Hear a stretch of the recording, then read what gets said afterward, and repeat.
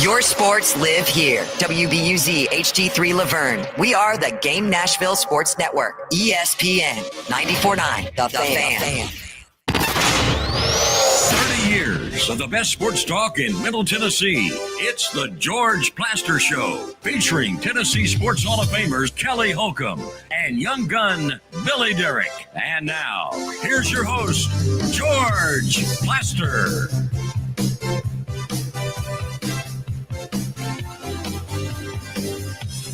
Hello again, everybody. Welcome in. It is a beautiful Wednesday. Boy, it wasn't like this yesterday where we had tornado warnings all over the place. Today, with that system out, it's absolutely beautiful. Got a nice breeze, cool, perfect day to play too. And that's absolutely what the Nashville Sounds are going to do. As you can tell, we're broadcasting live today from First Horizon Park. The Sounds with a 5:05 p.m. doubleheader against Scranton Wilkes-Barre, which is the Yankees' AAA farm team. So if you're in the area or looking for some good baseball, come on out and join us. Got a good show planned for you today, leading off at 3:20 with prominent Nashville attorney Jack Waddey. Excuse me, Billy.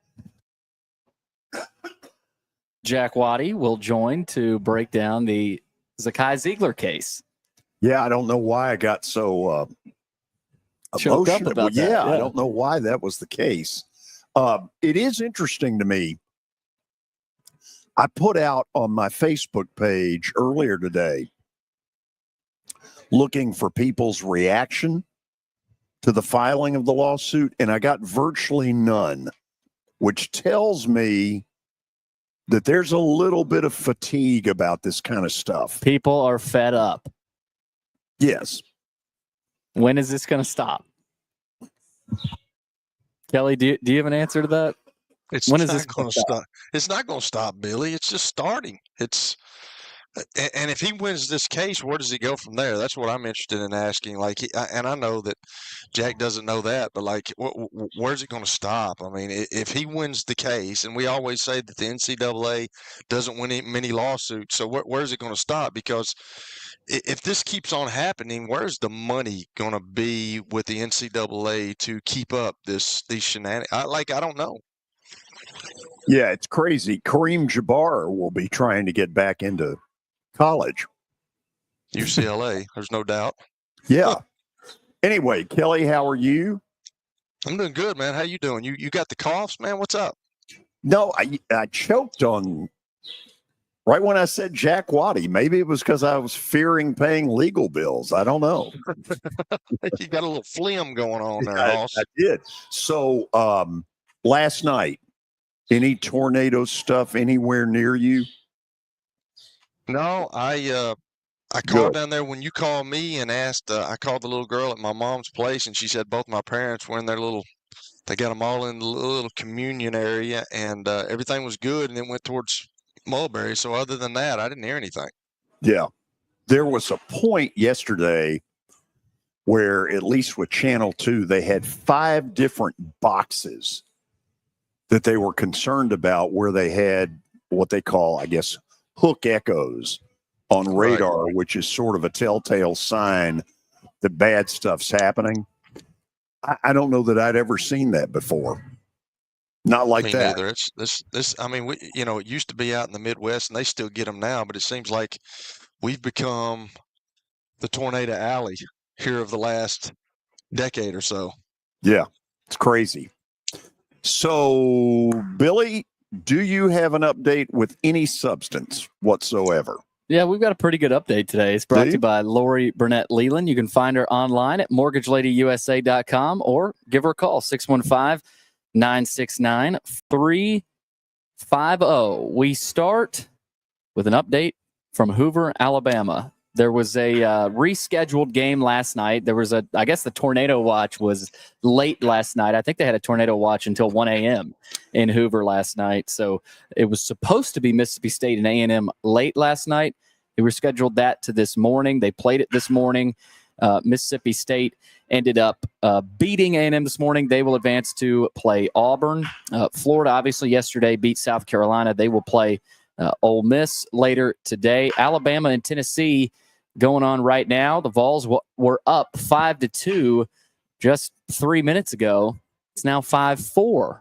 Alabama trails in that one in the top of the fifth, and they're still threatening. So they're looking to take the lead here. Tennessee. And they might have kind of the home crowd. They do. And Tennessee's kind of kicking the ball around in the infield right now. So we'll keep you updated on that one. But that is the latest in Hoover. A couple of college baseball notes in the SEC. It was announced after South Carolina's season-ending loss yesterday that their head coach, Paul Maneri, if you remember, he coached at LSU for a long time. He will be retained as South Carolina's head coach following a rough 28-29 season. He also said that there would be no staff changes. So Paul Maneri staying put in South Carolina, going to try to figure it out. This appears to be, shall we say, a stay of execution. Yeah, I mean, they've invested a lot into him, so that they're going to try to see this through and see what happens. It was an ugly year in Columbia. It's a program used to being a national title contender. Oh, yeah. Is what they are. A program not so used to being a national title contender outside of really the last couple of years under Wes Johnson is the Georgia Bulldogs. Johnson and the Bulldogs have agreed to a contract extension through 2031. So you got to wonder if that's connected to the Mississippi State job opening. If Mississippi State came calling to Wes Johnson and Georgia says, we're gonna extend Wes here and keep him in Athens. So a couple of baseball notes there. A couple of big NFL notes. A proposed ban on the Tush push did not receive enough votes at the spring meeting earlier today. Before the vote, retired Eagles center Jason Kelce and owner Jeffrey Lurie spoke to the owners to fight to keep the play in the league. And among the teams to support the Eagles with their vote were the Ravens, Patriots, Jets, and Lions. And apparently it got a little heated earlier today in the meeting room there. Between who and whom? Well, I read that Jeffrey Lurie gave an impassioned speech. Apparently tempers flared as the Eagles fought to defend the Tush push in the debate. The discussion occurred during of what is called a general session, which is attended by owners and team and league executives. Lurie fought hard for it, and it's staying in. Kelly, are you surprised by that? Not really. I mean, just stop it. Just figure out how to stop it. Put Vince Wilfork or somebody up there and stop it. I don't know. They've gotten good at it, but they're the only team that can do it. I mean, Buffalo, I told y'all this earlier in the year. Buffalo tried it, and they kept getting stopped by the Chiefs. At some point you got to stop doing it. And the Eagles have figured out how to do it, and they've got a quarterback that is really strong. I mean, Jalen Hurts is, if you've seen his exploits in the weight room, he can move the pile himself. So I don't know. I mean, you've got one team doing it. They won the Super Bowl. Everybody's belly aching about it. But stop it. Well, Figure it okay. out. Let me ask you this: Is I it wouldn't do it. stoppable? What's that? Is it truly stoppable? It may not be. The way that they run it, it may not be with the powerful quarterback that they got. I don't know. It's definitely a weapon, but it's. I don't know. It takes you back to a simpler time back in the day when they used to play football that way. And if there was multiple teams doing it and multiple teams, I don't know how you do it. But what are we doing? There's one team doing it. What are we doing? A margarine commercial? Back in a simpler time. I don't know. I just stop it. And they're the only team that does it and the only team that's successful doing it. Other teams try it and they can't figure it out. So it has a lot to do with Jalen Hurts. Yeah, it does. Also today, the Lions withdrew their proposal to reseed the playoffs. In an effort to keep late season games more competitive, the Lions had proposed a bylaw that would guarantee only the division winner in each conference with the best record a home playoff game. The rest of the playoff field would have been seeded strictly by record. To quote the Carpenters, we have only just begun. When they go to 18, that thing will be implemented. Yeah, it feels like a matter of time. And by the way, as cynical as I am, I think I've hit on something. The owners supporting flag football, they don't give a damn about flag football or the Olympics. But this is their bargaining chip to say to the players, if you're so hurt, why are you playing in the flag football Olympics? That's a fair point. I'm on to something there. Also, Mike Tomlin was not in favor of the reseeding proposal. He said, I'm a division purist, to be quite honest with you. I love the rivalries that our division play. I love the structure of our scheduling that highlights it. I just categorize myself as a division purist. So, I would say to him, get a quarterback. By the way, You can't say Yeah, you can't say Nathan much to Rudolph. him though, George, because he's won every I year know, he's been there. I know I'm being a smart aleck. I Is know you Aaron Rodgers still in that Osama bin Laden cave? What's he doing? I think he is. How long does it take? Kelly told you earlier. He's sitting through OTAs and mini camp and training camp and all that, and he'll be ready a couple weeks, maybe play a preseason game and get going.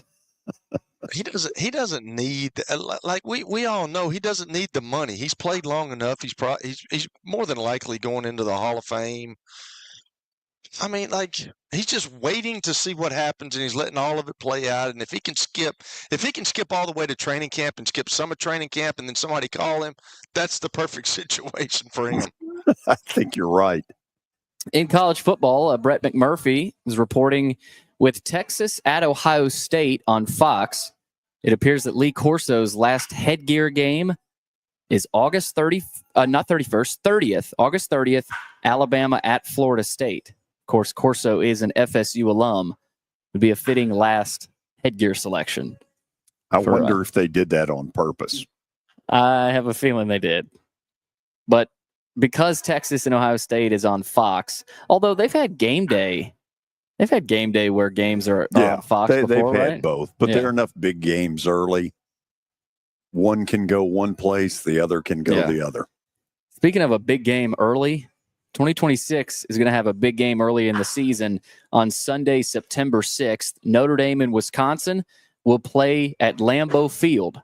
And this will be a part of the Shamrock Series. This was supposed to happen back in 2020, as we have a huge wind gust here at First Horizon. This was supposed to happen back in 2020, but obviously COVID happened, so that game was not played. And Notre Dame making their Lambeau Field debut. They will serve as the home team, and NBC will televise the game on Labor Day weekend. Oh, I know you're all aflutter. Really? Is that a big game? Is that a big game? That's a big game. Really? That's why Notre Dame. It's just a big game because it's at Green Bay. Wisconsin can't beat eggs here lately. You're not wrong about that. Well, the Thunder certainly can beat eggs. They did last night. They can. And Shai Gilgeous-Alexander, it was just announced that he is your NBA MVP, joining Kevin Durant in 2014 and Russell Westbrook in 2017 as the MVPs in the Thunder history. It was either going to be him or Jokic. You know, a lot of people are fighting that it should have been Jokic, but Jokic lost to Gilgeous-Alexander. To the victor goes the spoils. Yeah. Gilgeous-Alexander, I didn't think he was really good at Kentucky. I did not think he was going to be as good as he's been. I don't think anybody did. I mean, to this level, he's averaging 33 a game. Yeah, it's insane. And he's doing everything. Last night, Minnesota hung tough for about a half, and then the dam broke. The Thunder have so much depth. Yeah. I mean, they've got about 9-10 deep they can throw at you, and that are all really good. That's what I got. Get ready. I think they're going to be your NBA champion. I do too. Keep an eye on the old Pacers. And I'll say this, that fan base deserves it. That do. Fan base in OKC is the bomb. I can't wait to see the old rivalry between the Knicks and the Pacers. Like, Billy knows nothing about that. Billy knows nothing about Reggie Miller going over to Spike Lee. And, you know, it was I can't wait for that. That was nasty. So for those of you who are younger, it was on a Sunday. I don't even remember the year, but Reggie Miller scored like 8 points in something crazy like a 9-second period. And it basically got the Pacers a miracle win at the Garden. And as when he hit the third of those big bombs that he hit, I don't remember if they went to timeout or whatever, but he goes over to Spike Lee and gives him the choke sign. Reggie Miller was a piece of work. He was. By the way, Tennessee has given up 4 runs in the 5th. Alabama takes a 6-5 lead in Hoover. Okay, keep us updated. Yep. After the break, Nashville attorney, or as I always say, prominent Nashville attorney, Jack Waddey, will join us. Remember, he was about the only person out in the hinterlands saying Diego Pavia will win his lawsuit. Just remember that. We'll get his opinions on this Zakai Zeigler lawsuit filed yesterday in Knoxville. So stick around. This is 94.9 The Fan. When I got my first car, my dad told me, keep the gas tank full and my number on speed dial. Now parents are telling their kids, save 615-242-9000 just in case. I'm Blair Durham. If you or someone you love is in a wreck, call us. We're here to get you the money you deserve. It's easy to say good things about the folks at Strike and Spare Family Fun Centers. Number one, I trust them with something that's near and dear to me, the Plaster and Friends Celebrity Bowling Night. But more importantly, I see the fun people have. They enjoy the bowling, they enjoy the camaraderie, and you will too. Come by any of their locations and get ready to have some fun. As the trusted premier custom home builder in Middle Tennessee, Donnelly Timmons has over 20 years of experience in the industry. Whether you're looking to build your dream home or renovate your current home, their team will ensure that every client and every remodel is unique, luxurious, and completed on time within budget. Founders Dustin Timmons and Joey Donnelly have over 25 years of construction experience in the Nashville area. Together, they have completed projects in Forest Hills, Oak Hill, Green Hills, Franklin, and Brentwood. Dustin and Joey believe that communication is the most important aspect of all construction projects. Therefore, they personally manage each project themselves and are involved in job site activities on a daily basis. Their commitment to quality and integrity has earned them an outstanding reputation among their clients. Contact them to set an appointment for a free consultation or to view some of their completed projects. Give them a call at 615-456-7983 or log on to DonnellyTimmons.com. At Wilson Bank and Trust, we believe you shouldn't have to choose between personal service and digital solutions. As your local independent bank, we're proud to offer the relationships and trusted service you expect, along with the tools and technology that keep you moving forward. So whether you're growing a business, buying a home, or planning for the future, we're here to help. Because this isn't just where we work, it's where we live too. Wilson Bank and Trust, here to get you there. Member FDIC. Venture Express has been helping people in this area for more than 40 years. They're headquartered in Murfreesboro with over 30 years of dedicated fleets involving production, manufacturing, and corrugated experiences. They're an asset-based company with over 700 tractors, 4,000 trailers, and 800 drivers. If you need their help, dial them up 615-793-9500 or log on to ventureexpress.com. 4,000 trailers and 800 drivers. If you need their help, dial them up 615-793-9500 or log on to ventureexpress.com. Tonight, your Nashville Sound start a 6-game series at First Horizon Park with a doubleheader against Scranton Wilkes-Barre. Pre-game at 4:50. Your sports live here on 94.9 The Fan and the Game Nashville app. It's the George Plaster Show. Your sports live here on 94.9 The Fan.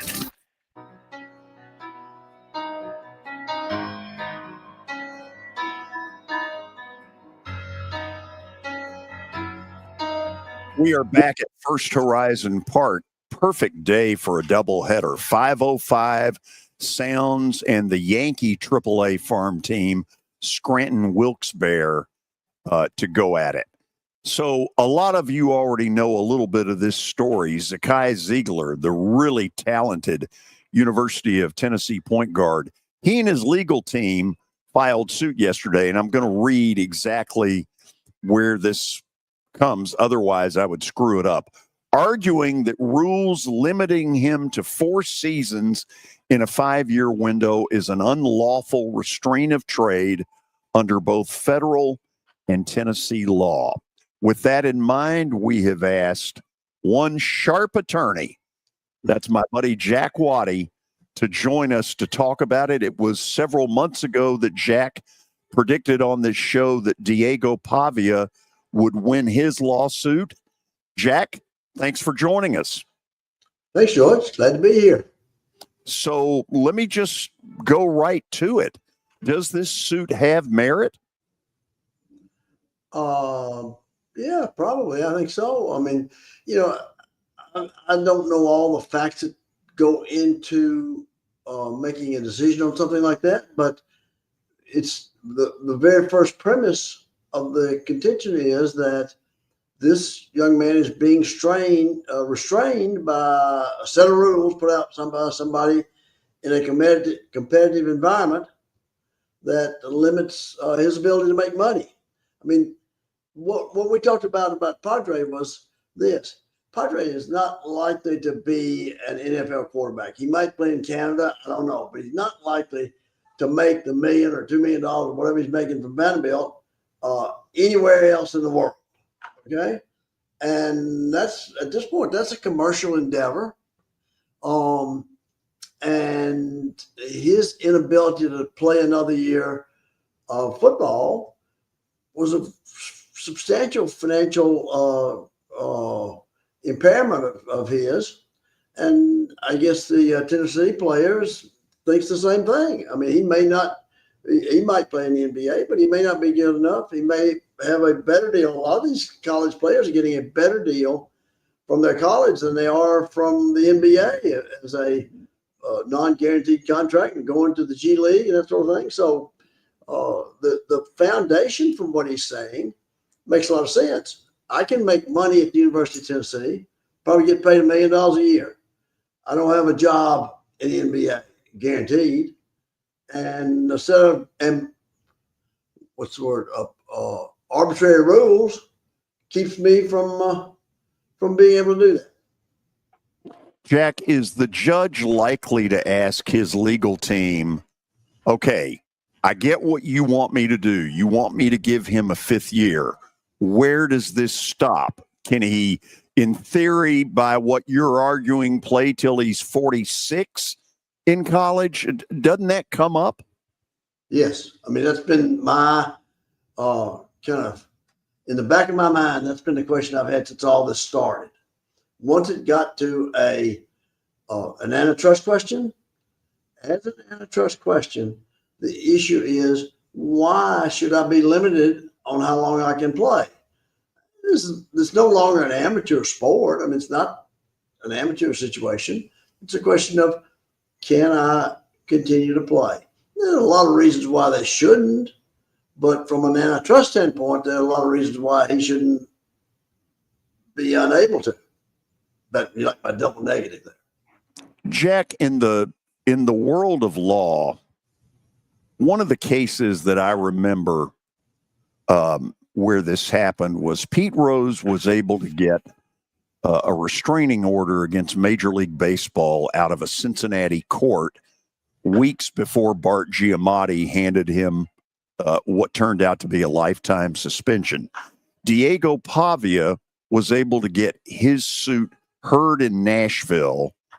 I'm guessing that the legal team for Zakai Zeigler will want this heard in Knoxville. Does that give him a hometown advantage? You can answer that one. You don't have to ask me that. Yeah, but you're supposed to be part of a business where hometown doesn't matter, only right and wrong matter. Well, when you put it in the hands of a jury, they're going to do what they want to see happen. They can't go outside the law, but if there's an option, they'd rather have that guy there playing basketball. Okay, I want to do one more thing before I turn it to Kelly Holcomb.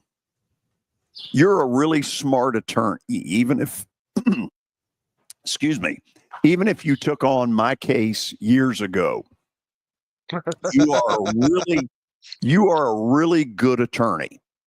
If the NCAA tried to hire you right now and said, look, Jack, we're getting our butt handed to us. Everywhere we turn, we are losing. In your legal estimation, what do we need to do to stop all of this? What would you tell them?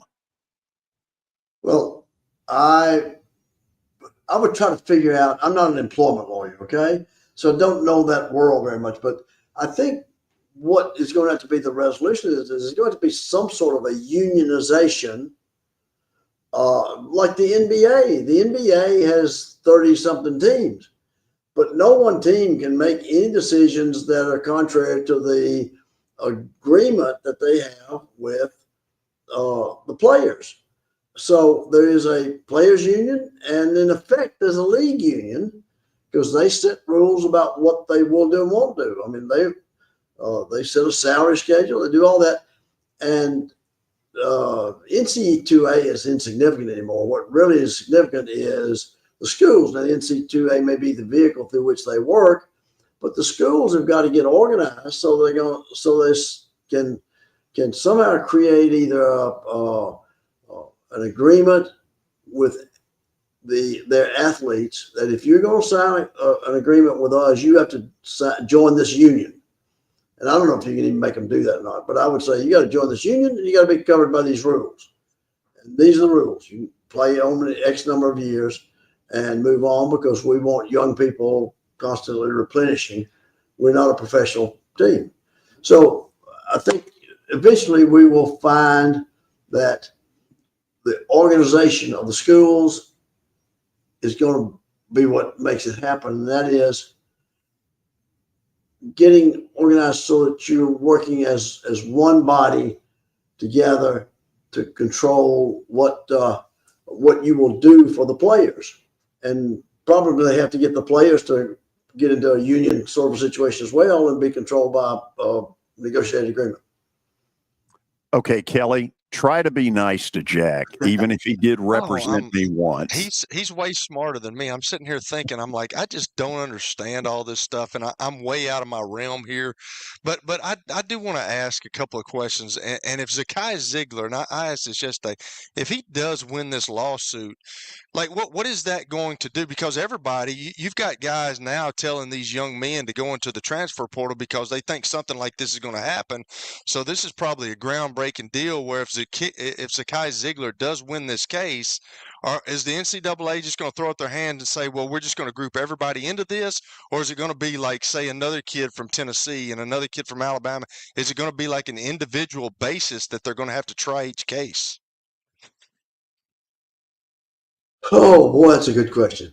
That is a really good question because they could be inundated with a case from every guy that wants to stay on an extra year until they settle a ruling and say you stay on extra years. Or they get some sort of a congressional thing that says for collegiate sports, there's an exception to the antitrust rule in terms of the setting a time limit on how many years a kid can play in college. In any sport. I think their best chance is to go to Congress, get the antitrust laws amended to say, in the situation involving athletes playing college sports, the NC2A can set reasonable rules on the number of years that a player can play. But with Jack, with all that being said, you just talked about it. Like, can a guy play 5, 6, 7 years? Because now they've made amateur sports, they made it professionalism, because now they're paying the kids. Like I've always said that, and I've said this 1,000 times on this show, but kids needed something. They needed some kind of stipend. But when you start paying a guy $1 million, $2 million, now it's getting kind of outlandish, and they have no ground rules for this. So, like, how do they stop it? Because we always hear that the NCAA, like George has talked about, I've talked about, they never win these cases. So if they never win these cases, how much money are they going to have? And if they're losing all these cases, they're going to have to figure out something, because if the NCAA keeps this up, they're not going to be around long. So, I mean, my response to that is they screwed this up a long time ago by being so oligarchical, I think is the word, such an oligarch that they just didn't listen to anybody. I could have told them 20 years ago that they're headed down this pike. Okay. I remember when the guy at UCLA, I think it was, won the judgment to get paid for using his jersey. Well, why shouldn't that kid get paid? People were paying through the nose for a jersey with his name on it. Why should the school get all that? I mean, that had nothing to do with the school. So that was coming. That was in the pipeline. It was teed up. It was going to happen. And they were so arrogant that they thought they could just quell all that. That ain't going to happen. And plus, you got all these kids. A lot of these kids come from terrible family circumstances and backgrounds and economic situations.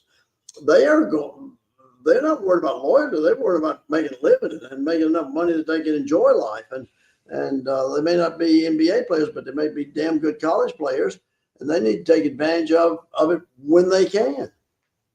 So my last question is this, and I'm kind of not smart about this process, but a couple of years ago, everybody started hearing the word standing. He doesn't have standing. And the court, you just don't have standing. So what is standing, and does Zakai Zeigler have standing?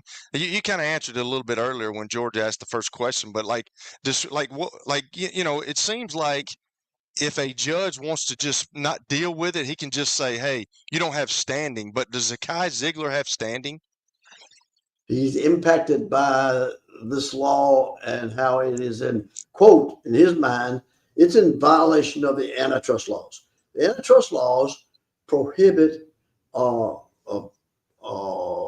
monopolies from creating uncompetitive.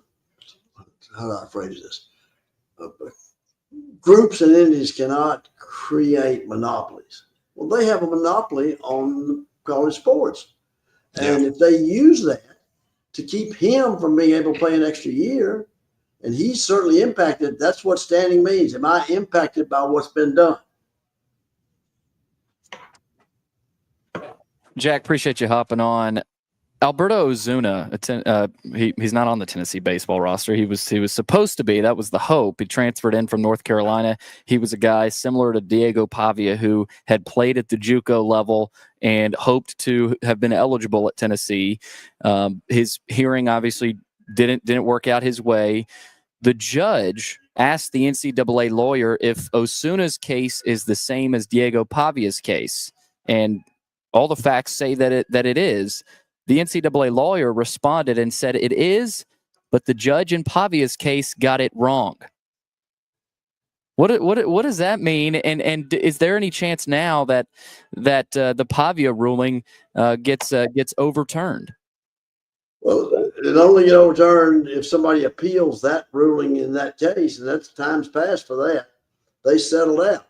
So now a similar case could come along like the one you just described, and the athlete could appeal the judgment of the decision of the judge, and it might get reversed at the Court of Appeals. All of this one day may well wind up in the Supreme Court because there's different jurisdictions giving different answers, And that's one of the obligations of the Supreme Court, is try to help resolve issues that are getting different answers and outcomes in different jurisdictions. So I wouldn't be at all surprised to see this go to the Supreme Court. Now, my bet is that there will be a congressional intervention here that sets up the worst thing the athletes can do for themselves is what is being done right now by trying to extend it to 5 and 6 years, because that opens up the window for people trying to extend it 6, 7, and 8 years. And I don't think Congress or the public who watches these games and so forth want to watch a minor league football team populated by people who are being paid to play and never leaving. I mean, you got to go to find another location to play. Sort of like basketball. Think about basketball and all the guys like, I'm an Auburn guy. Think about John Broome. He played in a second tier level program. I like Morgan State, but it's not at the highest level. He played there, proved his ability, and then moved up and went to Auburn and became a candidate for the National Player of the Year. How many of the guy that was at Florida that was so good? God, he played at some place in New York, Ithaca or something, and was not a big program. Comes to Florida and kicks our butt, that's for sure. I wish he hadn't been able to transfer. So I think that the public is probably what's going to control this through Congress, pushing to say, get control of this. And they can get control of it by just modifying the antitrust laws. But as long as antitrust laws are in effect, these outcomes are likely to be what Pave got. Yeah, that was Walter Clayton from Iona, the Florida player you were talking about. Last thing from me, George mentioned how you were pretty confident that Pavia had ground to stand on, and I can't remember word for word what you said, but when he's 1-0 on this show. Yeah. Well, my question is, compared to the Pavia case, do you feel as good about Zeigler's case, as you did about Pavia? No. Okay. And here's the reason. As far as I know, the facts are that Pavia has played 4 seasons at the Division I level. Am I right about that? Gosh. 2 at New Mexico State, right? Likely than the answer, I think, he's is entering, 3. He's entering this his would 4th. be his 4th, we think. Well, did he play a year at JUCO or anything like that? Yes. Yes. Yeah. And so he's played 1 year at JUCO and 3 years at the Division I level. Yes.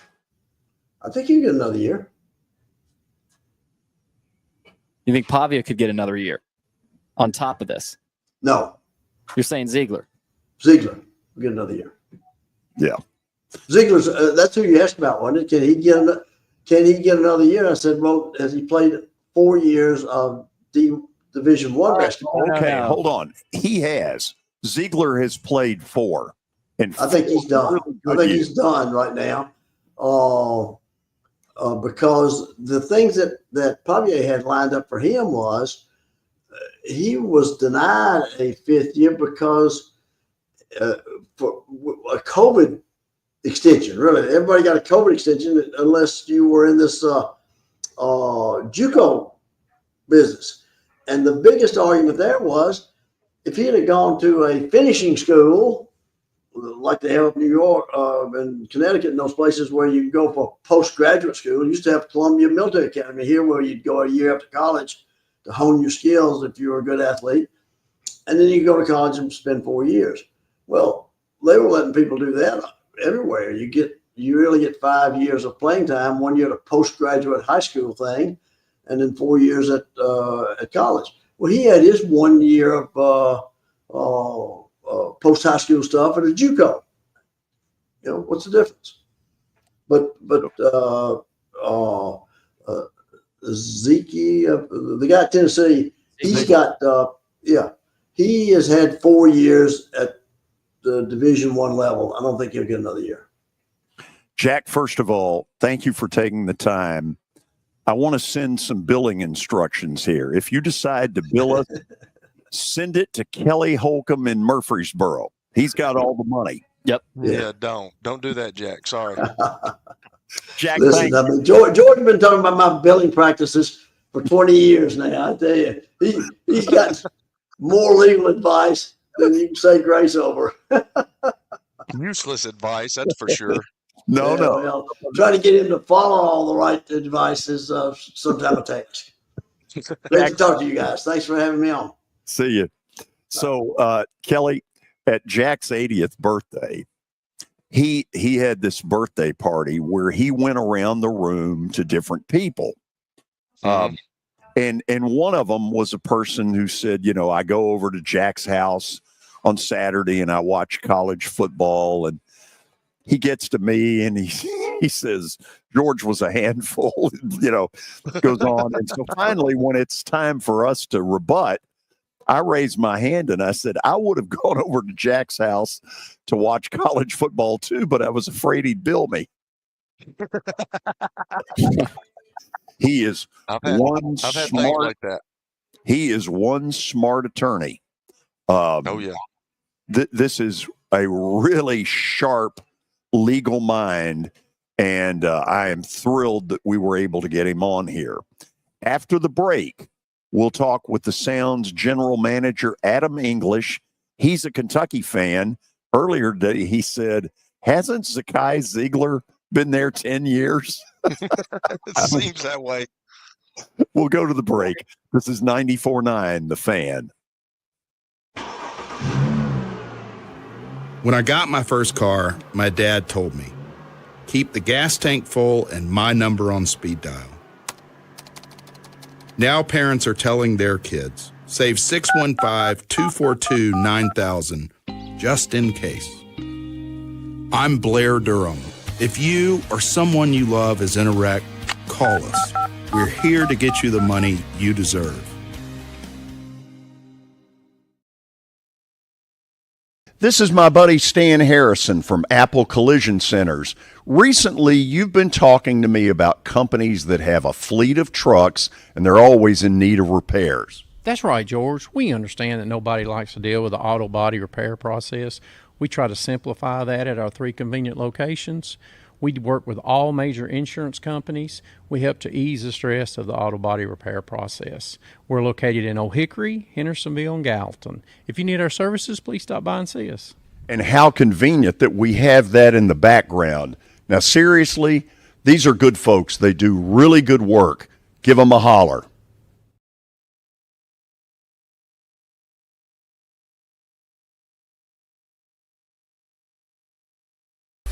Nashville Sounds Baseball is back in Hit City for the 2025 season.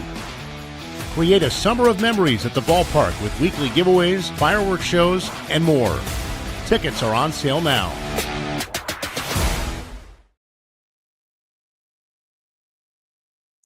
If you are paying too much for your health insurance, you know what? You need to contact the folks at Pancoast Benefits. Pancoast works with businesses and individuals to tackle the high cost of health insurance. Whether you're a business owner, large or small, self-employed, between jobs, or over the age of 65 and in need of a Medicare plan, Pancoast can help. They make understanding your benefits less difficult and more personal. So check them out today, pancoastbenefits.com, or call them at 615-292-3400. Contending team. Here, we told you not to do this. Your sports live here. On ESPN 94.9. The Fan. And the Game Nashville Sports Network. It's the George Plaster Show. Your sports live here on 94.9 The Fan.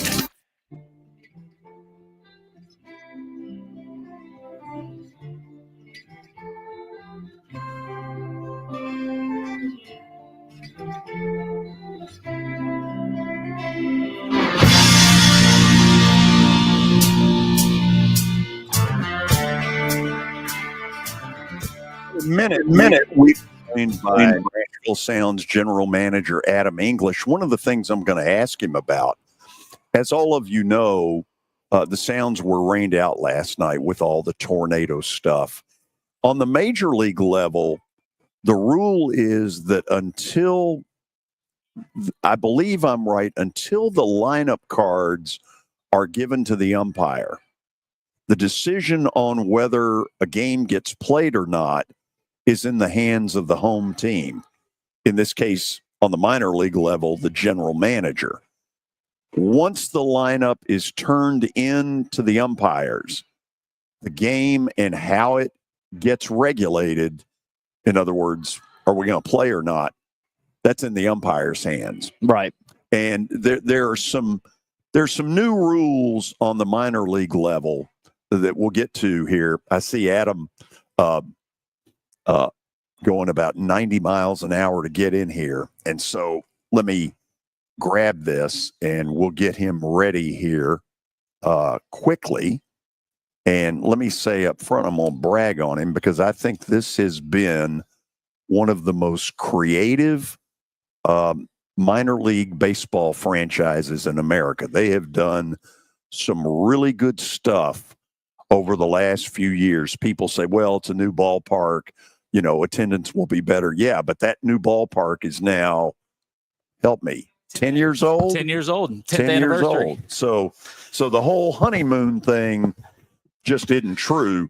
Let's get that mic down where we can hear you. Yeah, perfect. So just ran up here from the clubhouse. So, I didn't want to breathe too heavy into it. Don't worry about it. So I brought it up earlier. You ultimately are the person that has to make the decision of whether a game gets played or not. Until when? Well, so prior to Major League Baseball taking over for the operation of minor league baseball, so 2019 and before, it was solely up to me until first pitch. And now before first pitch, it's a conversation with managers, with our groundskeeper, with the umpires, to make sure that everyone's on the same page for what we all see on the radar. And what you saw on the radar last night, I know did you run it in like 9.2? I ran it up here pretty good, but thank you. Yeah, no. Ultimately, yesterday was a tough one. You never like to make an early call, but at the end of the day, you're taking into account the staff safety, player safety, and fan safety. And honestly, it was not that difficult of a call yesterday with the weather predicted. And when Nissan bumped AC/DC a day, it only validated what we did. Yeah. So when do the umpires take over? When is it their game? In-game. So as soon as the first pitch is thrown, then it's all up to the umpires. They call for the tarp. We still have a discussion with them in-game, but ultimately it's the umpire's decision. And there are now curfews that I guess back when I did games, which was right before the Peloponnesian War, they didn't have that. Yeah. So one of the things, and again, a lot of this stuff is centered around player safety, right? So if you're delaying the game 2-3 hours before the first pitch, you're supposed to pitch it at 6:35, like we are tonight. A beautiful night out here. We don't have to worry about any of this stuff tonight, which is great. But tonight, if you're supposed to start at 6:35, and you have players, they do their pregame, they're warming up, all this stuff, and then they sit in the clubhouse for 2.5 hours, 3 hours. Then they have to get ramped back up again. There's a higher likelihood of injury. So Major League Baseball implemented a couple of things. One is, you have a real honest discussion after 2 or 3 hours of, hey, are we getting the game in tonight? Is there more chance of rain later today? But then the reality, too, is after 9 o'clock, if you're throwing the first pitch after 9 o'clock, it has to be a 7-inning game. So that saves arms, it saves time, allows for travel, rest, all the things that these players need to develop and make an impact in the big leagues. Since you have been here, this has become a franchise that, in particular, on Fridays, Saturdays, and Sundays, has become sellout or really close to it. And I think a lot of it is because of your staff and your creativity. Have you always had that skill set? It certainly isn't just me. It's the whole group of people that we have here. It's a collective effort. I also think it's this city. It's these fans. They respond to the things we do. We try to stay connected to them. We try to give back to the community. All of those things factor in. And we're just blessed to have really good fans. And I'm really lucky to have a really good staff and just a tremendous group of people around me that care a lot, that know that what we do matters, and connect with our fans in the right way. Yeah. One of the things you all have down the right field line, we can't see it, but you've got this big old tent area that is just aimed at groups. Oh, yeah. And minor league baseball is groups. It absolutely is. And honestly, this entire building was built for hospitality. We're all about fan experience. We're all about attracting people who just want to have a great time at a sporting event. We can't control wins and losses. We can't control what players are on the field.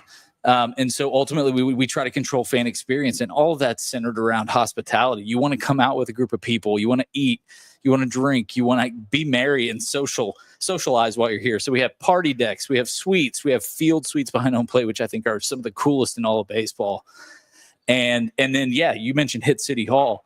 That's where you can bring 500, 600, 700 people, eat, and then all stay for the game and sit in the same sections down the first baseline. So we're really blessed to have a lot of great options. And we didn't even talk about the Bandbox, Paradise Pit, Busch Light presents Paradise Park, any of the great stuff for people of all ages. And so ultimately we have a lot of options for people to come out here and enjoy a ball game and not just sit in seats and watch a game. You had for several years the Savannah Bananas, and then it moves over to Nissan Stadium. If I had asked you, can they get to 70,000? What would your answer have been? Yes. I know Jesse Cole. I know his wife, Emily. Jesse is one of the best promoters, one of the most creative people in sports. I mean, you can see this by the fact that in 2026, they're starting a banana ball league. And it wasn't that surprising to me that they could fill a stadium like that, because you want to talk about somebody who's fans first and connects with their fans. And it also helps that, look, they came here for one game, right? If the Sounds played one game a year here, it'd be sold out. Right. But ultimately, they put on a great brand of entertainment and really connect with their fans and have a passionate following. Okay, let me try it this way, because I asked this question on the air, and hopefully it'll give you time to breathe. I asked the question on the air, what do you make of that? What do you make of the fact that 70,000 people wanted to see them? I'm sure at some point you all get in a room as minor league baseball and say, okay, what can we do to make our product better? What do you take out of them that they're doing better than minor league baseball as a whole is doing? I mean, one, they certainly appeal to this young demographic, right? Like they've got all their players buy into the banana ball way of dancing on the field and TikToks and showing off with trick catches and all that kind of stuff. The big difference is the guys that are here are trying to make it to the big leagues. You know, they're trying to play for the Milwaukee Brewers, the Atlanta Braves, whoever will take them, whatever it might be.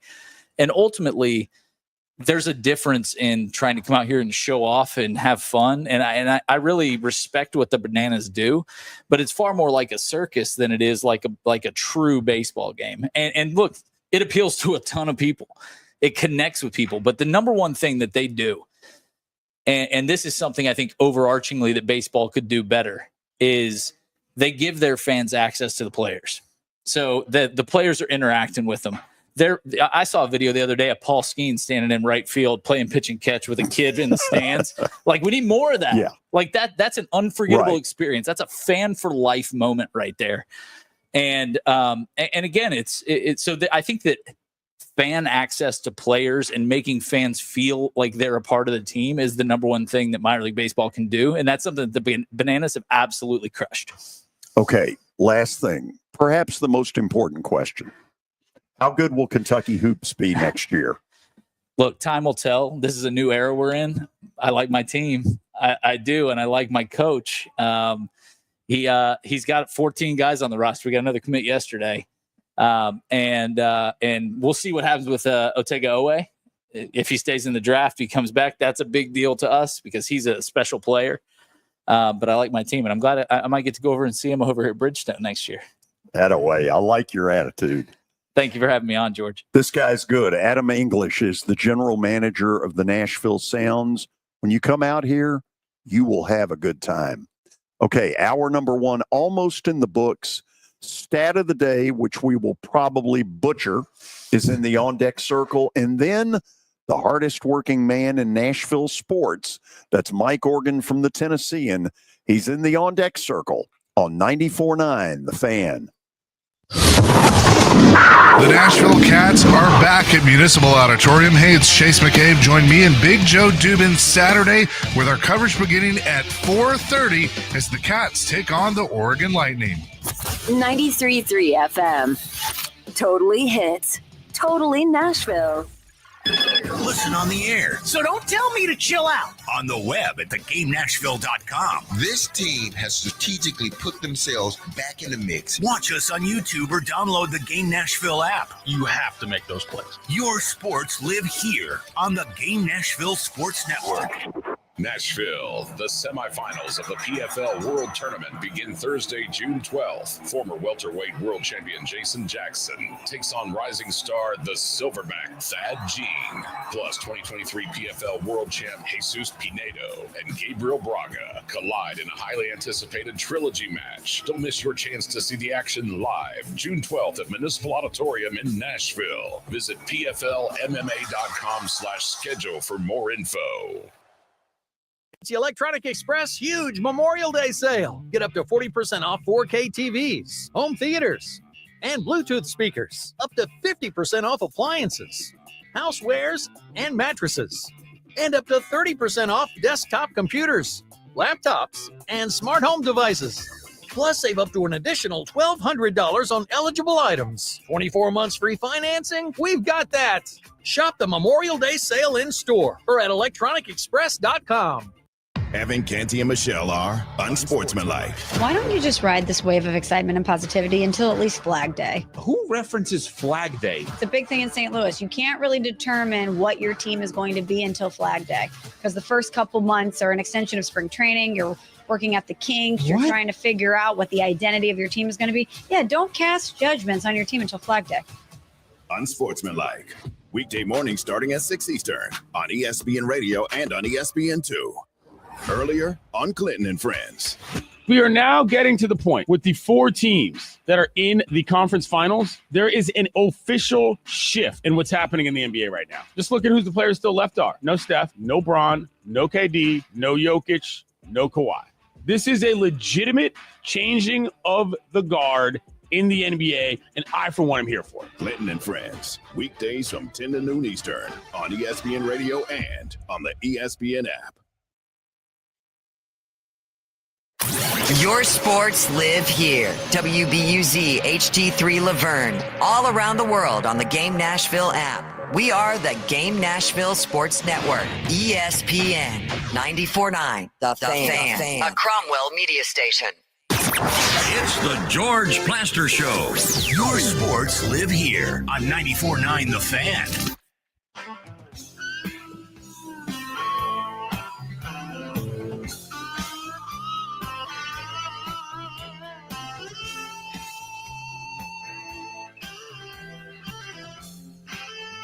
An update from Hoover. Tennessee puts up a 5 spot in the 6th, and they now lead Alabama 11-6 as we head to the bottom half of that 6th inning. It might actually be in the 7th now. I think it's in the 7th. My bad. So we'll keep you updated on Tennessee and Alabama. Their hopes of hosting look like they're staying alive. Yeah, I mean, this is a battle of hosting. Whoever wins today is in the driver's seat to stay afloat for hosting regional. So, yeah, it'd be a big win for Tennessee. Top 7, they lead Alabama 11-6. Okay, stat of the day brought to you by Apple Collision Centers. You can find them in Old Hickory, Hendersonville, and Gallatin. Give them a call, 615-754-9800, or log on to their website. That's applecollisioncenters.com. All right. The Hurricanes have lost 13 straight conference final games. Can you name the team they last beat in the Eastern Conference Final? Really? Yep. Kelly. Don't look at me, George. For the sake That's of time, just, yeah. the Boston Bruins. Incorrect. I'm shocked. Yeah, seriously. The Buffalo in Sabres. 2006? Yep.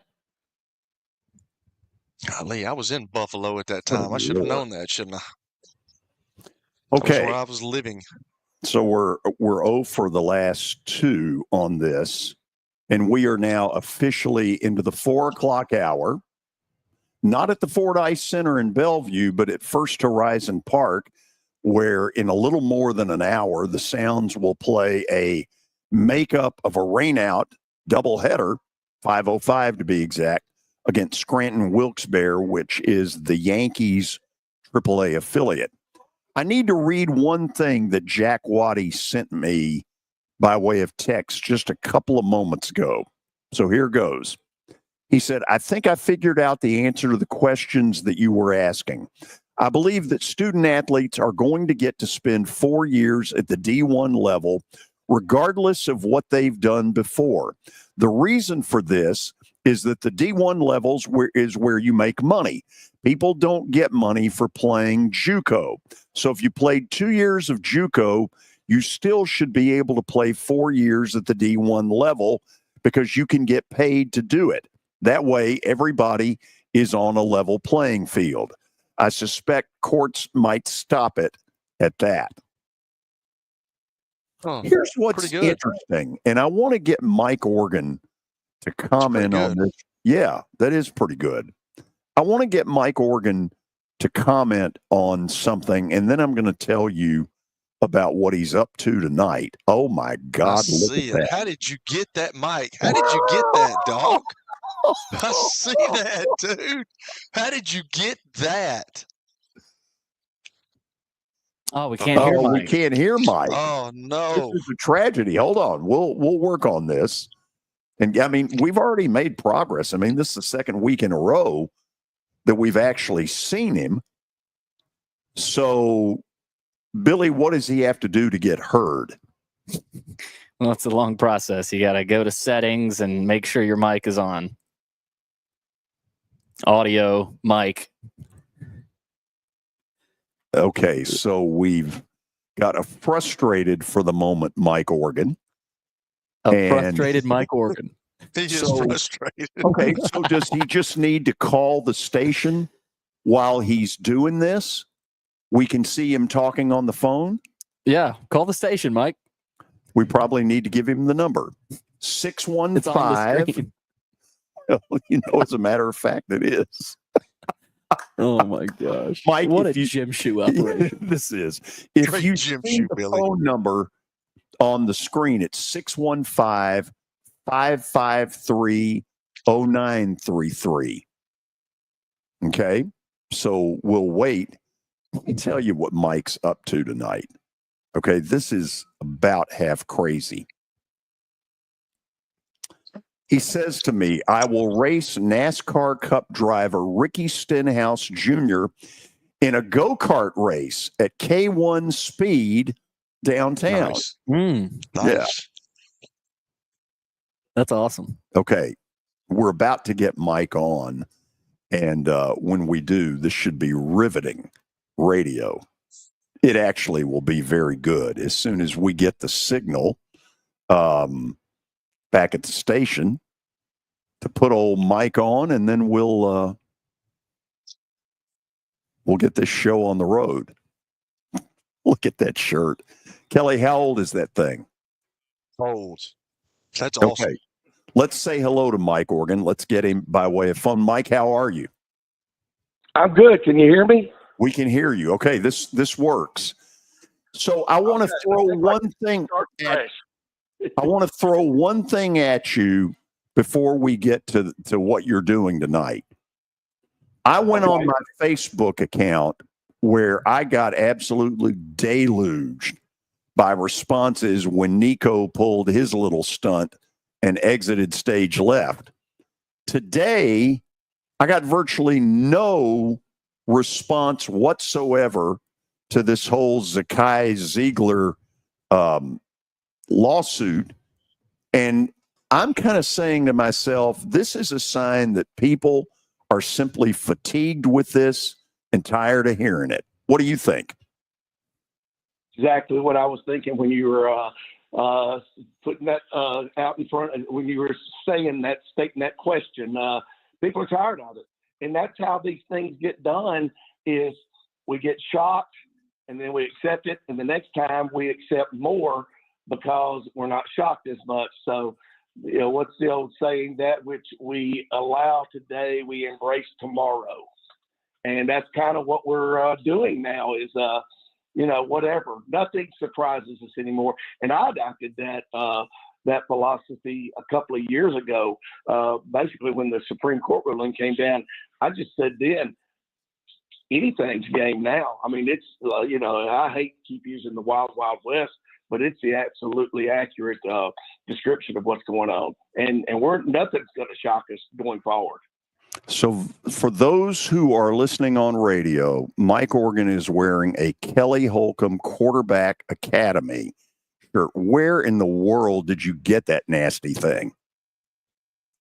Well, I after last week when I first made my debut, audio-wise, video-wise, it just hit me. I don't know what it was, but it hit me when I went out there with you guys. I should have worn my Kelly Holcomb shirt. And I thought, now I got to find it. So I spent the whole week looking for it. And I've got some relics, some very valuable relics stored in a certain place. And I thought, I bet that's where it was. And I started looking, and it was the third or fourth shirt that I found. And I got some other things I'm going to roll out each week that you have me on so I can continue to blackmail you to keep me coming. I might have a George Plaster bobblehead around here somewhere and some other things that I'll try to come with each week. But I thought this would be the best to start with. There's no doubt about that. Kelly, how old is that shirt? I don't know it's old, but I'm just wondering, how did you get that, Mike? I have no idea, Kelly. As you know, I'm everywhere all the time. And just at some point, somebody gave me this shirt. I don't know if it was some kid that snuck one out on you, an extra one, or what it was, or one of your directors. It didn't come from you. I know that. But it came from somebody. Obviously, it came from your camp. Where was your academy? Well, we had it at Middle Tennessee Christian School up here one time, and then we also had it at Providence Christian Academy too, because my kids went to school over there. So we had it for a couple of years, but then at some point, you know, it started getting on my nerves because parents, all they want you to do is babysit their kids, and those kids don't listen. Like, and when you start, you're trying to get high school kids, and you had a couple of high school kids, but you know how bad it is up here in Murfreesboro. Like everybody, if you're here and you start bringing another kid in, well, everybody thinks you're recruiting their kid, especially when I started playing or coaching at Riverdale. So they wouldn't allow their kids to come, and I'm like, I just want to teach kids. And then it got to that point where it was just a babysitting issue. I enjoyed doing it, and we had some really good coaches there too, but I got fed up with it. That's a great story. I didn't know if it was during your playing days that you did it in the off season or at what point you did it. I just knew I'd had it for several years. I know that.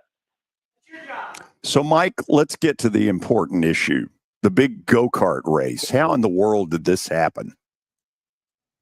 I gotten into a groove with the folks at Nashville Super Speedway. Alan George, who a lot of people know from his days at Vanderbilt, he was the sports information director or the associate athletic director for communications, whatever the new term is, for Vanderbilt for many years, and then moved out to the Super Speedway 2 or 3 years ago, and has really stepped up what they do, not just on the track, but off the track.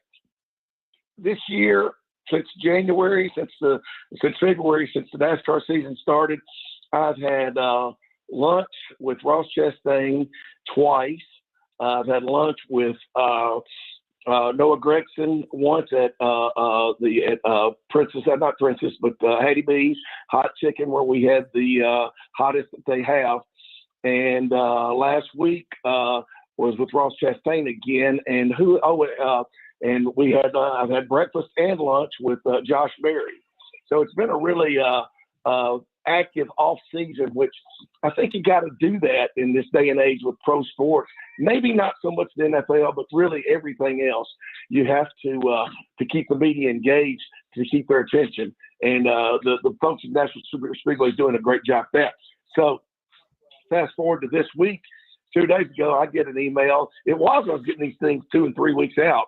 2 days ago, I get an email that says, Mike, you want to race Ricky Stenhouse Jr. Wednesday night in go-karts? And of course, I fire back right away, yes. What are the details? Well, we're going to go to K1 Speed, which is downtown on Davidson Street. I can't get a read on exactly how fast the carts will go. I've been told everything from 25 to 40 miles per hour, but they've got some special ones that'll do about 40. I know there are carts that'll do 65 and 70 for some of the higher levels. But eager to see how fast we're going to go tonight.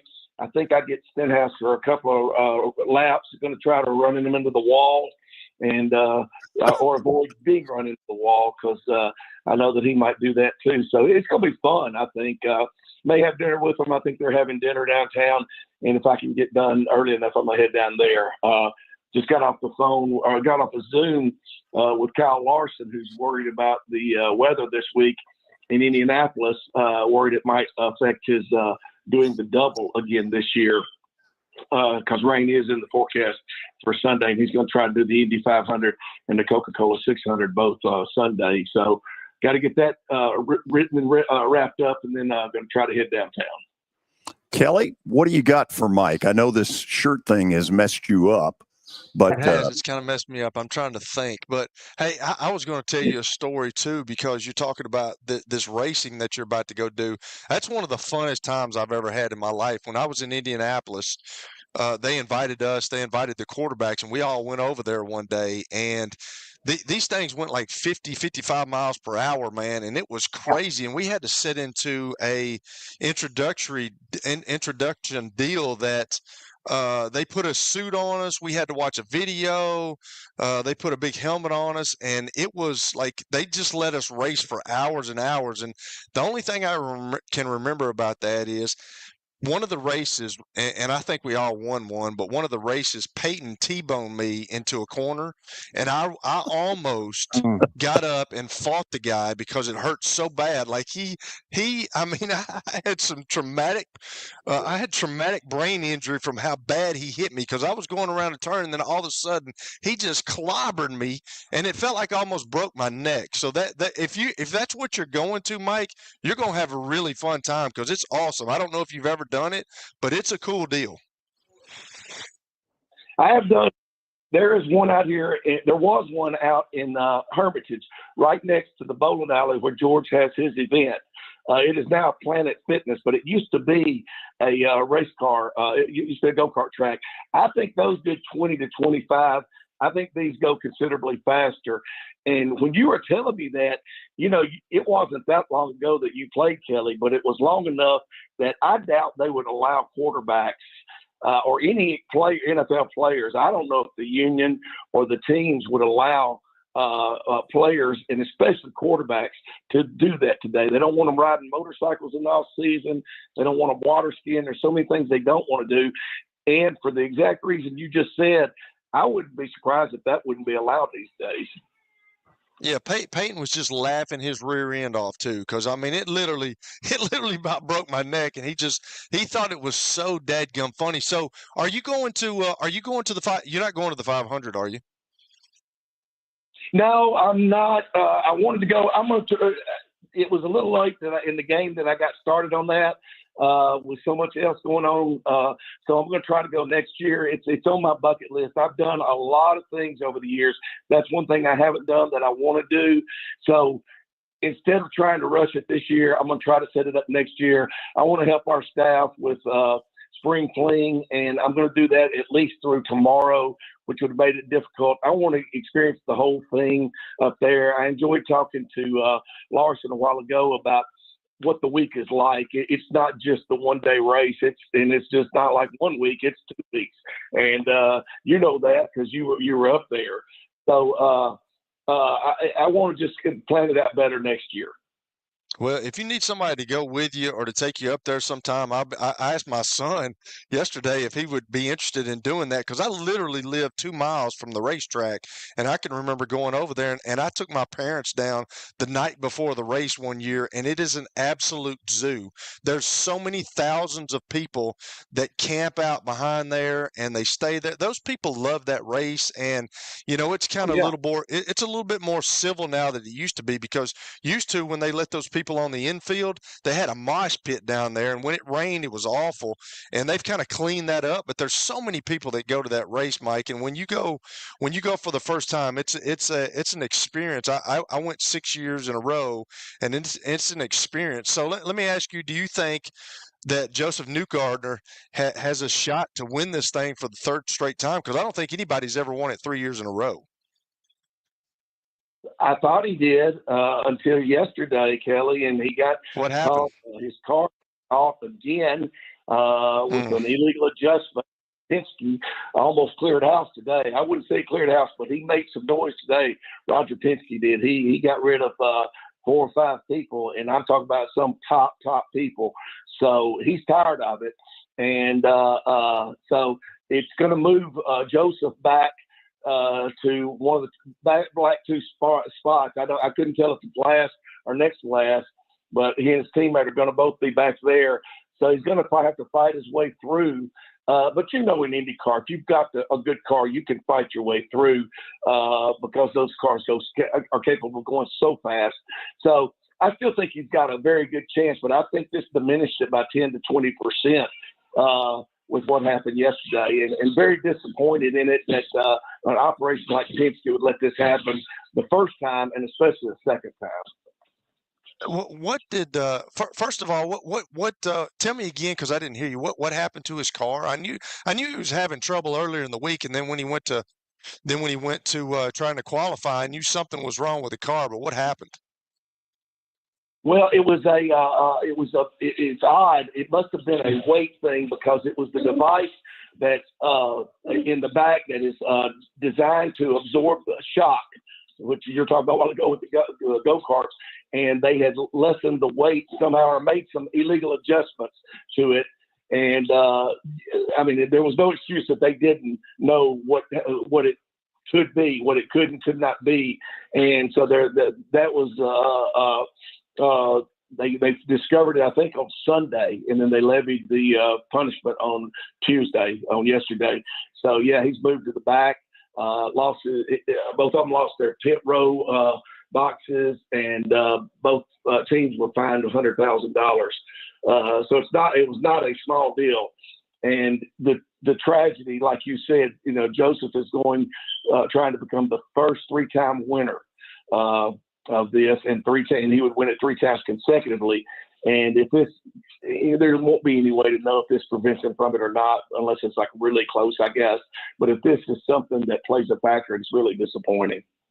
It seems like, last question, George, I see you getting anxious, but it seems like every year somebody runs the Indy 500 and then goes and does the Pepsi 600, and I just don't see anybody ever I can't imagine how that affects the body, Mike, because you just race a 500-mile race, and if there's no delays or anything, it takes 2.5 hours, but then you got to get into a plane, then you got to go to North Carolina, and then you got to do the same thing. Like, I don't understand how the human body can go through that, stay hydrated, stay mentally focused enough to do that.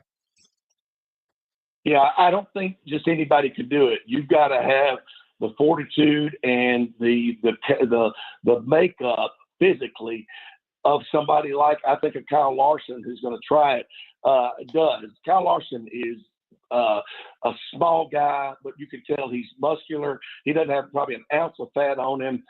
He looks like a guy that stays in shape. He's probably 5'7" and weighs about 135 or 140 pounds. And he just looks like he stays in top condition.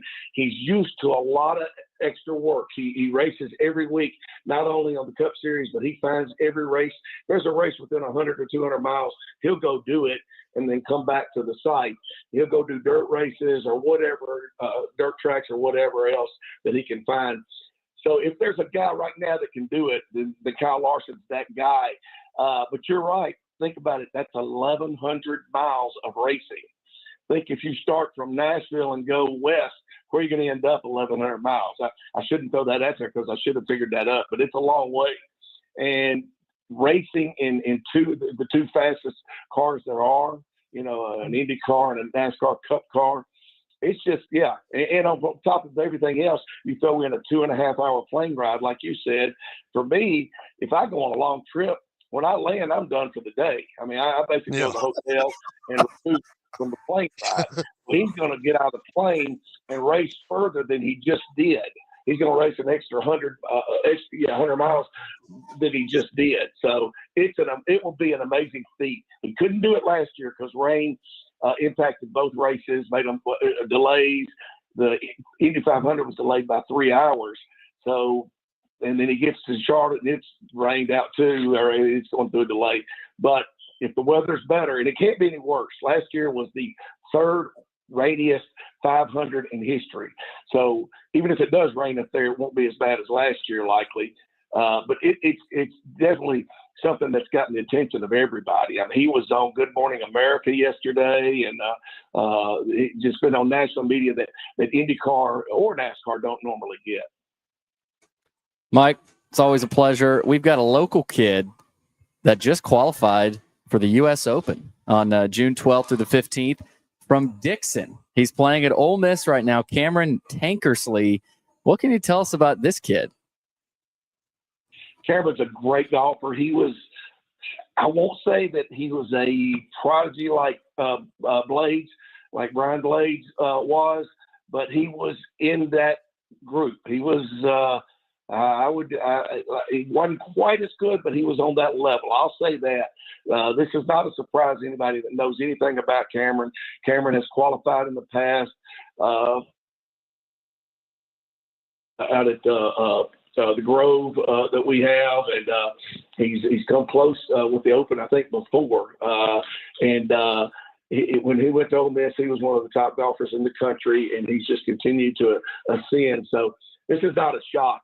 If you were to put money on somebody from around here to get in the Open that's in college right now, Cameron would have been at the very top of that list.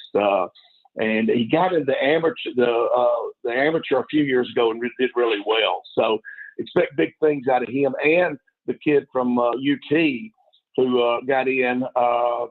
First name Lance, and I can't remember his last name, but anyway, he got in also.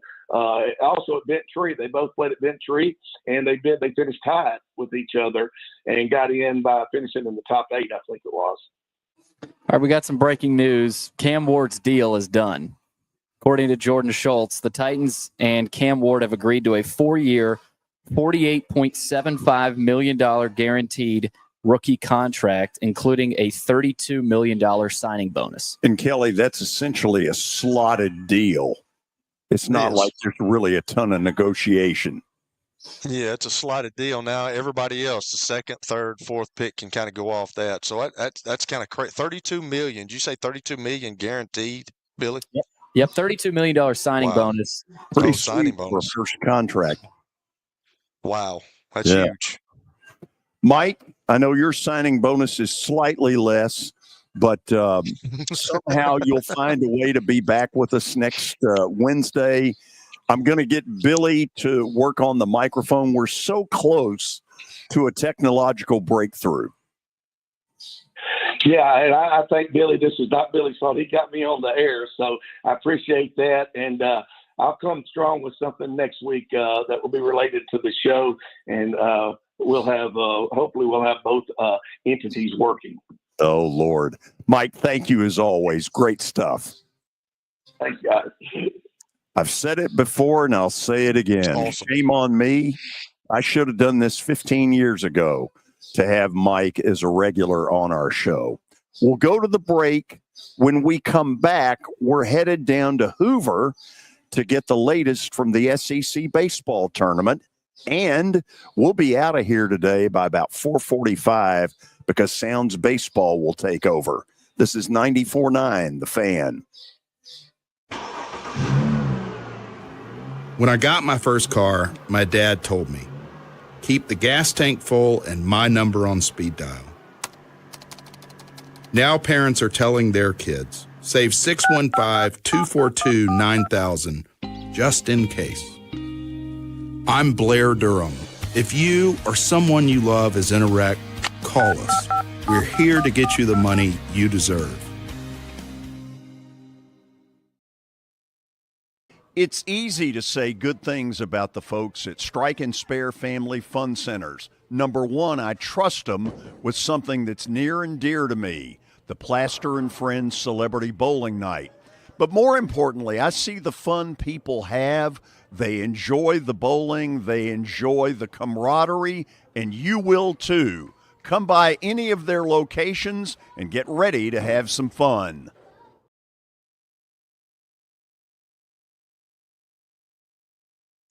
If you are paying too much for your health insurance, you know what? You need to contact the folks at Pancoast Benefits. Pancoast works with businesses and individuals to tackle the high cost of health insurance. Whether you're a business owner, large or small, self-employed, between jobs, or over the age of 65 and in need of a Medicare plan, Pancoast can help. They make understanding your benefits less difficult and more personal. So check them out today, pancoastbenefits.com, or call them at 615-292-3400.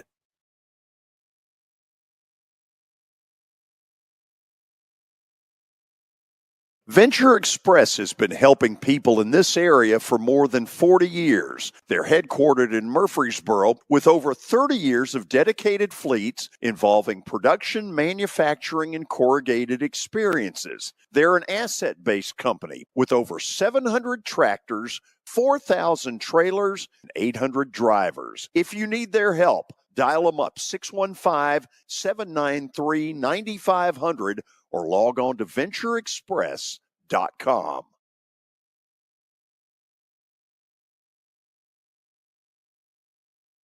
As the trusted premier custom home builder in Middle Tennessee, Donnelly Timmons has over 20 years of experience in the industry. Whether you're looking to build your dream home or renovate your current home, their team will ensure that every client and every remodel is unique, luxurious, and completed on time within budget. Founders Dustin Timmons and Joey Donnelly have over 25 years of construction experience in the Nashville area. Together, they have completed projects in Forest Hills, Oak Hill, Green Hills, Franklin, and Brentwood. Dustin and Joey believe that communication is the most important aspect of all construction projects. Therefore, they personally manage each project themselves and are involved in job site activities on a daily basis. Their commitment to quality and integrity has earned them an outstanding reputation among their clients. Contact them to set an appointment for a free consultation or to view some of their completed projects. Give them a call at 615-456-7983 or log on to DonnellyTimmons.com.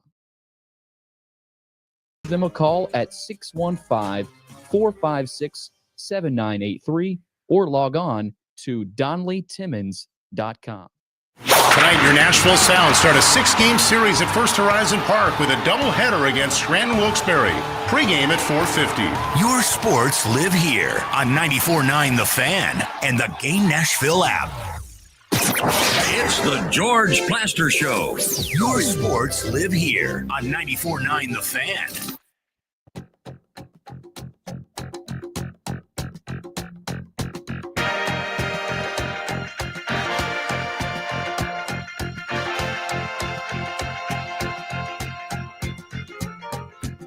The weather is terrific here at First Horizon Park, and apparently the weather's pretty good down in Hoover, Alabama. That's a suburb of Birmingham. Billy, my guess is on Monday we will find out that the Tennessee-Alabama game being played right now is an elimination game as far as the loser has no chance to be a first-round host. Yeah, it'll be interesting if Tennessee ends up winning this and beats Texas tomorrow.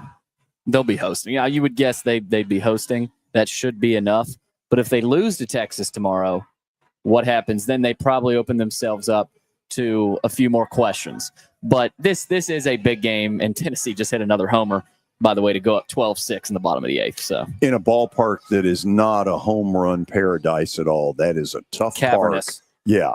So with all of this in mind, in our never-ending quest to serve in the public interest, we say hello to Harrison Fant, who joins us from SEC Unfiltered by way of the Hoover Met down in Alabama.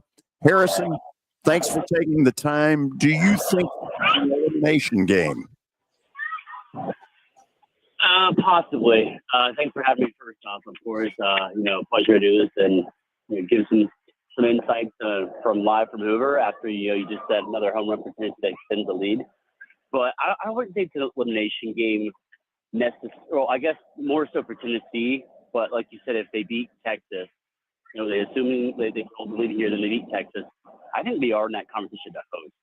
But loser of this game, it's a really tough spot to host just with RPI kind of wise. And Bama's just been on that kind of block on the outside. I feel like looking in the hosting category.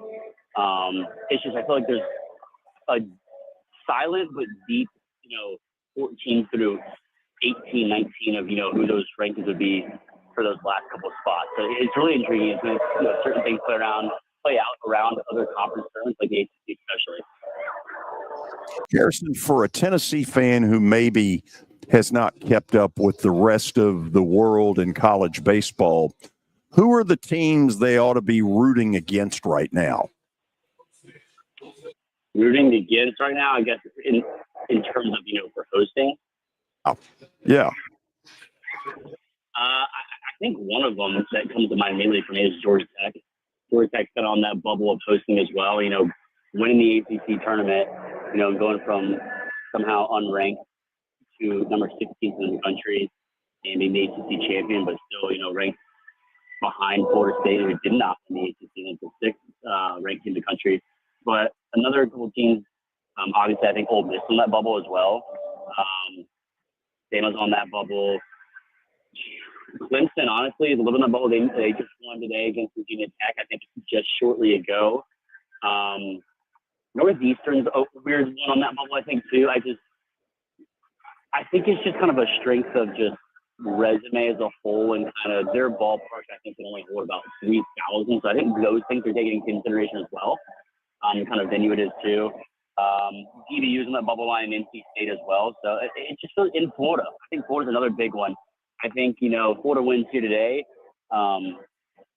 against Ole Miss, and I think, they're going to be on that 16th spot. So just to recap, Georgia Tech, Ole Miss, and Florida and Clemson. So would be my kind of top ones for Tennessee to keep an eye on for, where that hosting spot, so final one go to. Billy, run through the results earlier today, and then I'll ask Harrison another question.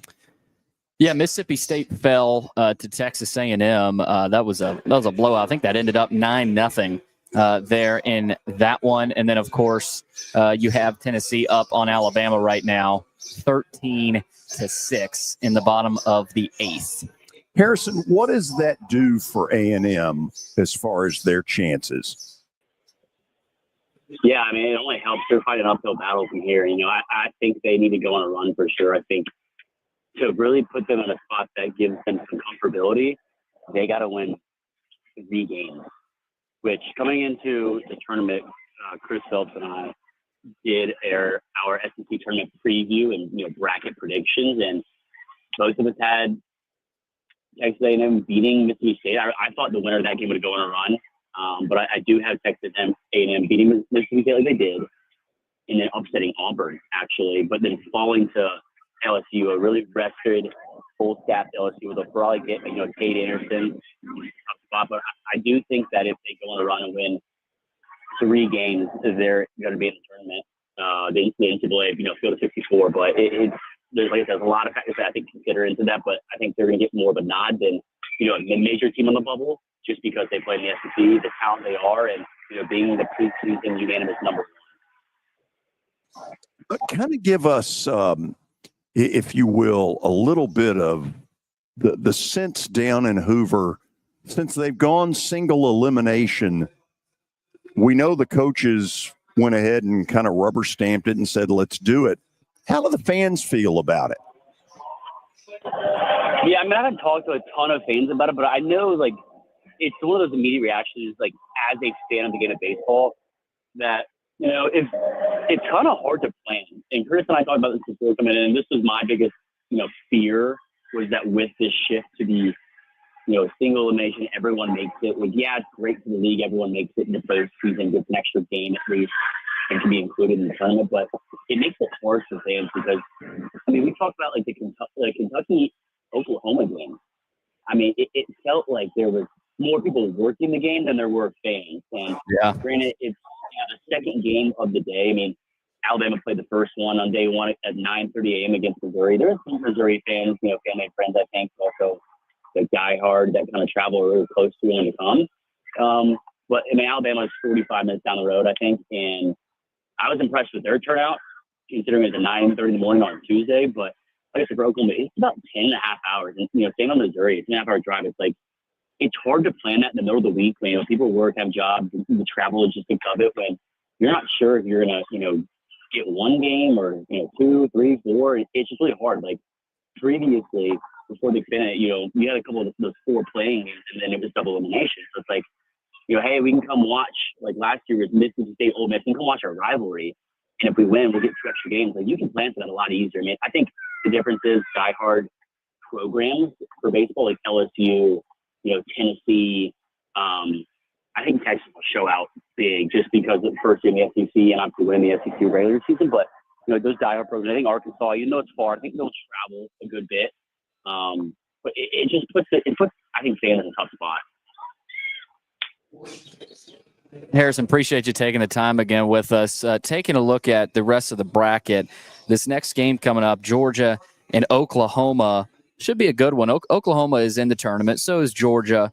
But the winner of that plays Vanderbilt, one of the hotter teams, not just in the SEC, but really in the country, the way they've been playing right now. Is Vanderbilt a team that you think could win this tournament just because of the way they're playing offensively? And they're putting up more runs than in a lot of these SEC games than they have in the last 2 to 3 years, and feels like they've made a big psychological change at the plate.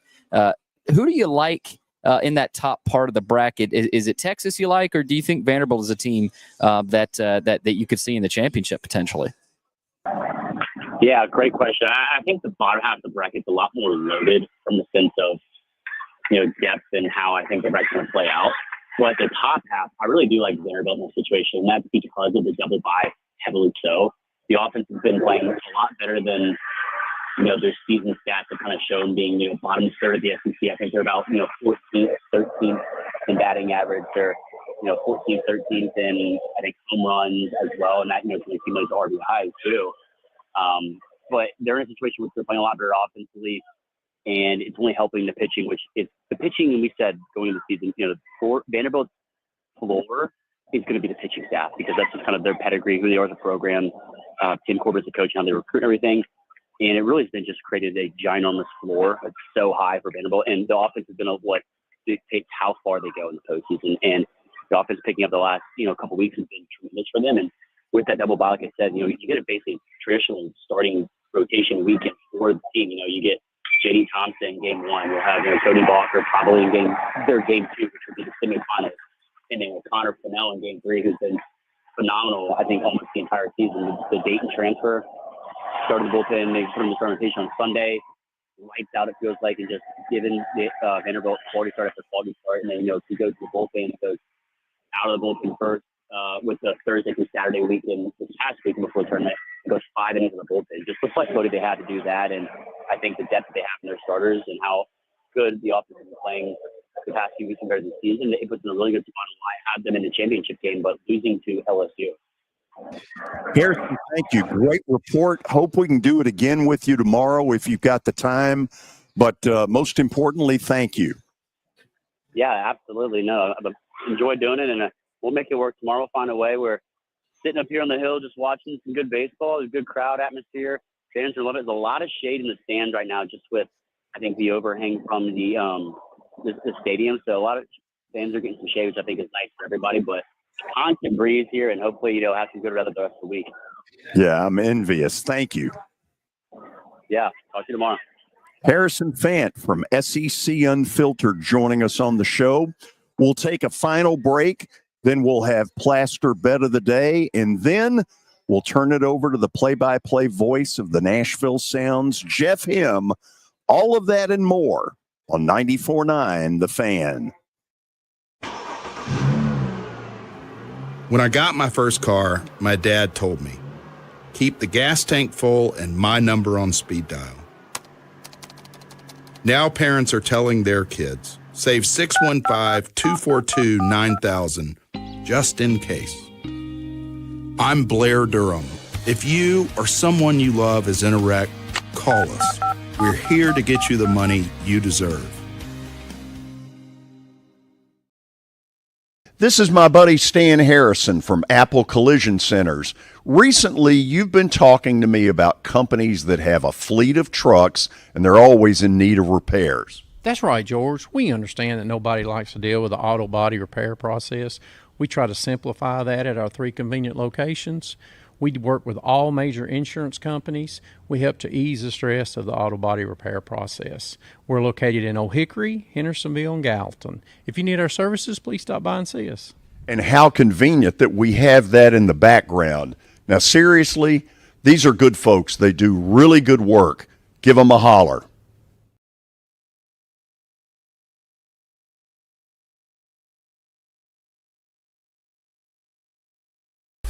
Nashville Sounds Baseball is back in Hit City for the 2025 season. Create a summer of memories at the ballpark with weekly giveaways, fireworks shows, and more. Tickets are on sale now.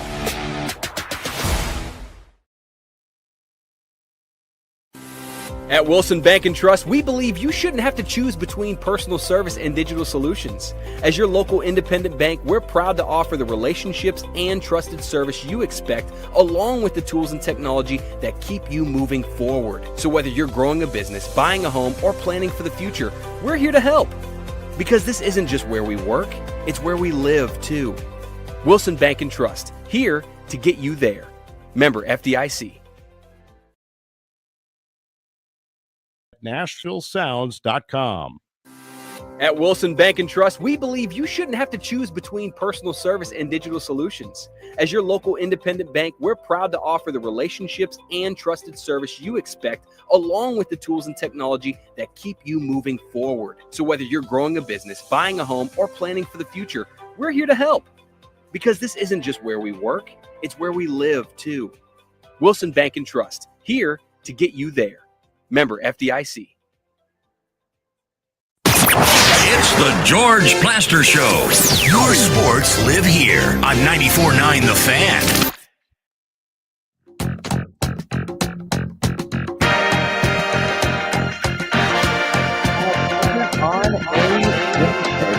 Live on First Horizon Park.